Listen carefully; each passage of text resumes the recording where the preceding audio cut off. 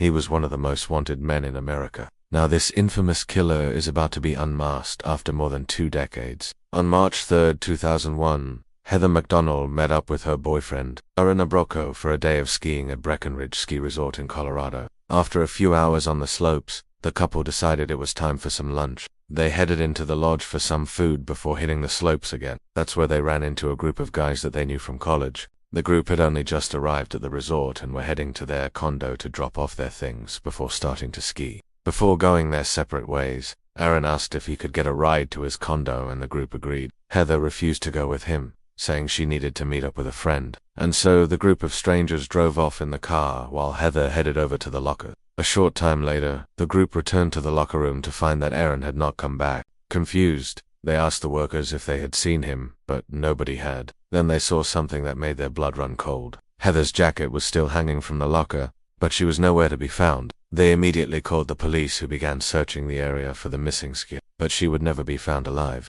The next morning, a worker at the resort found Heather's body lying face down in the snow. Her ski boots had been removed and there was evidence that she had been sexually assaulted.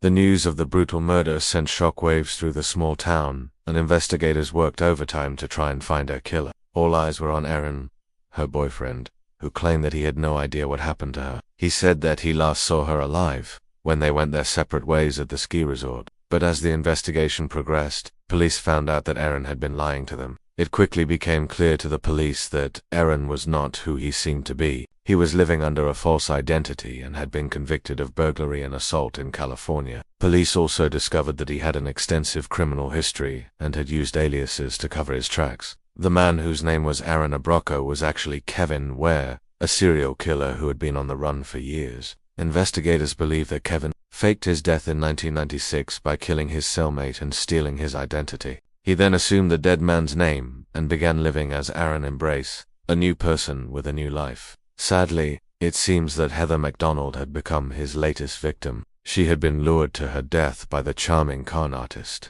but police still needed to prove it. As the investigation went on, more details emerged about the events leading up to Heather's death. It turned out that she had been reported missing before. Just 6 months earlier, she had disappeared for 3 days after a night out with friends. When she was found, she told police that she couldn't remember anything because she had been drinking heavily. Could this have been another case of abduction? If so, why didn't she tell the police that she had been attacked? As the investigation continued, detectives uncovered even more shocking details about Kevin.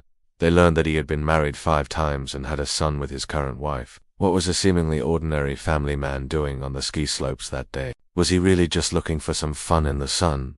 Or was there something more sinister at play? With each passing day, the mystery deepened. Detectives were eager to catch him, but he had vanished without a trace. Without any concrete evidence against him, they were in the dark as to where he could have gone. As weeks turned into months and then years, hope began to fade that they would ever see justice served. But they refused to give up, determined to bring him to justice. The dedicated team of investigators refused to rest until they had found him. Despite the many obstacles they faced, they were determined to succeed.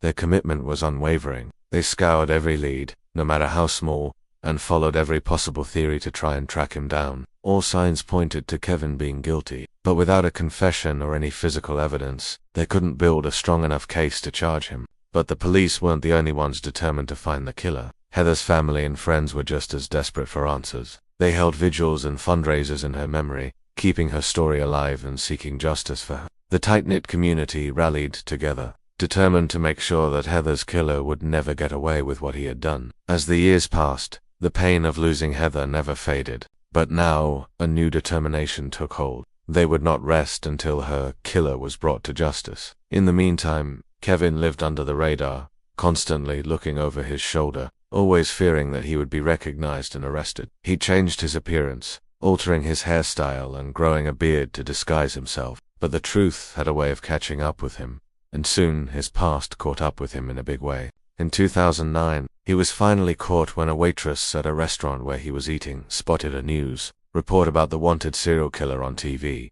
She immediately recognized the man from the show and called the police. A team of investigators rushed to the restaurant and apprehended Kevin, bringing an end to his 8-year crime spree. When they searched his home, they found a trove of evidence linking him directly to Heather's murder. This included bloody clothing, weapons, and even DNA evidence. With all of this evidence against him, Kevin finally confessed to the crime. He admitted that he had lured Heather to the ski resort under false pretenses, and then brutally murdered her. But that wasn't the only crime he confessed to. Kevin also admitted to killing 2 other women in California. He had been stalking them for months before finally attacking them. With this new evidence, the police were able to charge Kevin with 3 counts of first-degree murder. At his trial, prosecutors painted a grim picture of Kevin's crimes. They presented the evidence they had gathered from his home as well as from the crime scenes. They also called in witnesses who had seen him with the victims prior to their disappearances. Through all of this, Kevin remained stoic, showing no emotion as the prosecution built their case against him.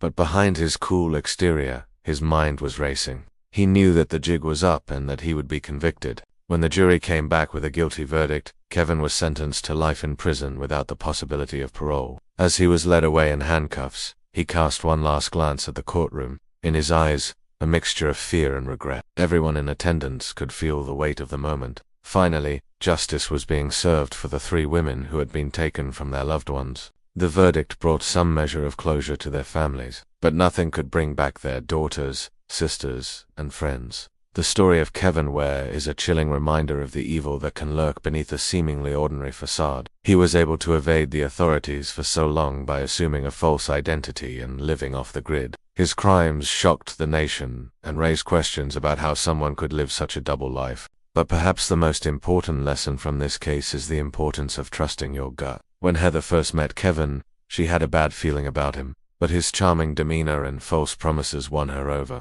Tragically, she never got the chance to listen to her intuition and explore who he really was.